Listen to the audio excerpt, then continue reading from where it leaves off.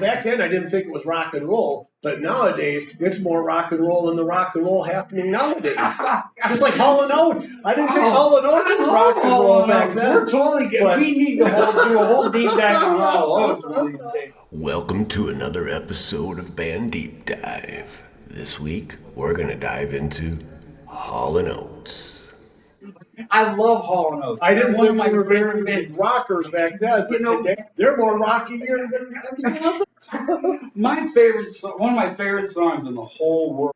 Now we're going from replacements to Hall Oates and Echo and the Bunnymen, and that's fine. This is a real deep dive, obviously.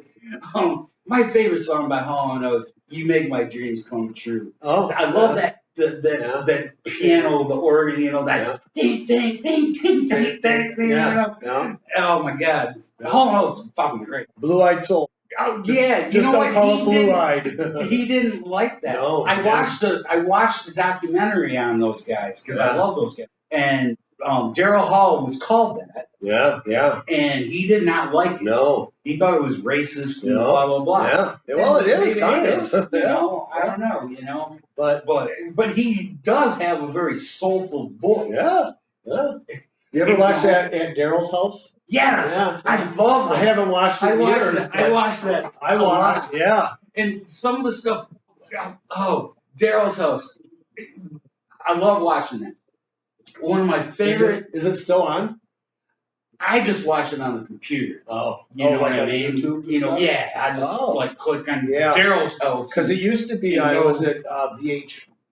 Was it like a actual? It was a television program. Yeah, I caught it when they were doing the live, not live, but the seasons. Right. And I happened to catch one with John, the guy from Goo Goo Dolls, is on it. John Resnick? Yeah. All right. Yeah, that was a really good one. Okay. And that whole band, I'm sure they practice. They're awesome. They fucking pick it right up. Bam, now just like they're on the stage. Like, shit. One of my favorite episodes, Kenny Loggins on. And I love Kenny Loggins. Yeah, I think I might have seen that one too. And they were doing Footloose. Mm-hmm. They started doing it, and the drummer was, the drummer's great. They're all great musicians. And the drummer was playing in a certain way. And, Kenny Loggins was playing guitar. I think Daryl Hall was playing guitar. And they got a lot of people, keyboards, and, but it's so cool. And Kenny Loggins said, no, it's got to be kind of like, telling the drummer what to do, basically. Mm-hmm. And I think Daryl Hall said, or one of the musicians said, who thought Footloose would be this tough? Or something like I remember that. It wasn't something on the guitar. Because that guitar intro, it's like, who thought Footloose would be this tough? Yeah, it was it's a great song. Actually. Yeah, kind of a great movie too. Oh, absolutely. Back for our day. Yeah. Yeah, I remember seeing that, in the theater. Yeah. It was great. But yeah, Hall Oates, man. That's one band I have never seen live. Did they ever tour that much? Oh, they toured a lot. Really? Did you know? I found this interesting too. I've been watching a lot of stuff on. Do you know who G.E. Smith is? Yeah, the guy from Saturday Night Live. Yes. Band, the guitar player. Yeah. He was the guitar player for Hall Oates during their heyday.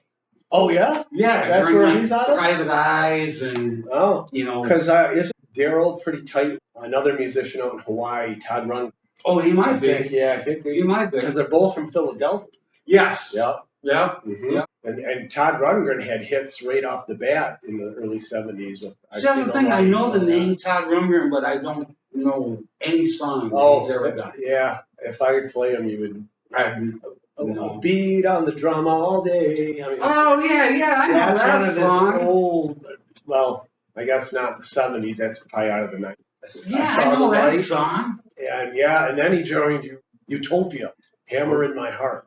But anyway, Todd Rundgren and Daryl they're tight. He was on the episode. I think they went out to Hawaii and filmed in his garage studio, which happened to probably be a $250,000 studio.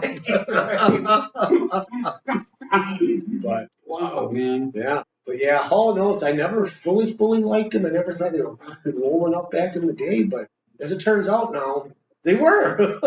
The first time I heard of Hall Oates, like when I was younger, 10, 11. Or You're 12. a rich girl. Yes, that's the first. My Aunt Annette, Yeah. she had that single.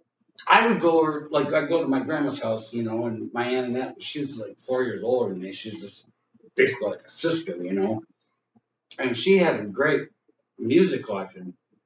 And that's the first song I heard. She had the single, and I remember she, played it, and I'm like, this is great, I'm 11 years old. Mm-hmm. Well, and it swears in there too. Oh yeah. You're a rich bitch girl, you know what I mean? It was like, whoa, So, but yeah, that's the first Hall Oates song, and that still holds up today. Yeah. I mean, I've listened to it all day long, Yeah, they play them a lot on the radio.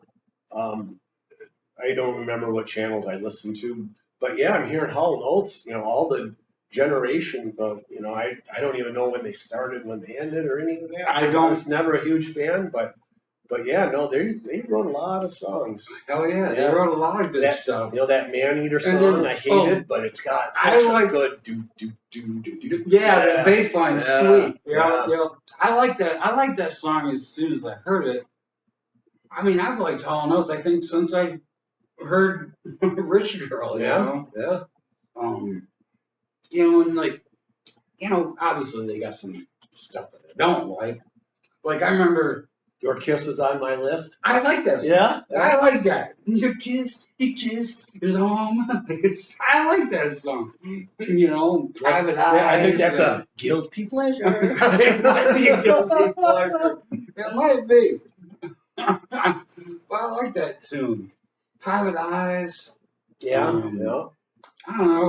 I know if we were prepared for this. We go through a whole goddamn list of their songs.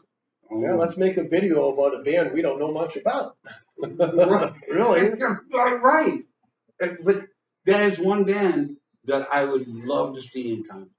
Do those two even talk anymore? I think so. Yeah. I think they're really. Yeah, they didn't have fallen out. No, I don't think so. Because one of the Daryl House, Live at Daryl's or whatever,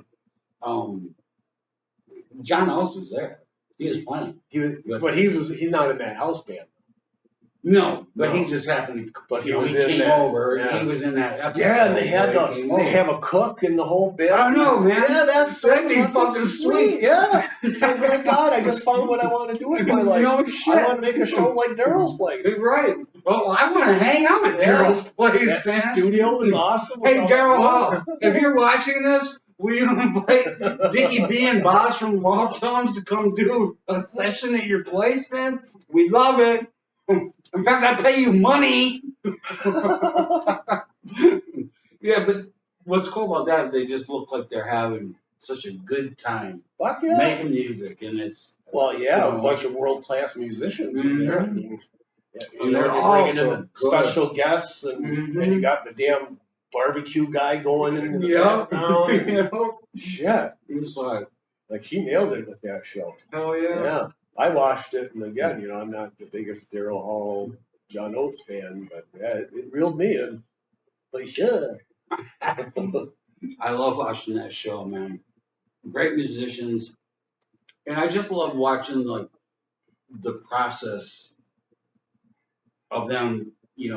Like as an example, the Kenny Loggins.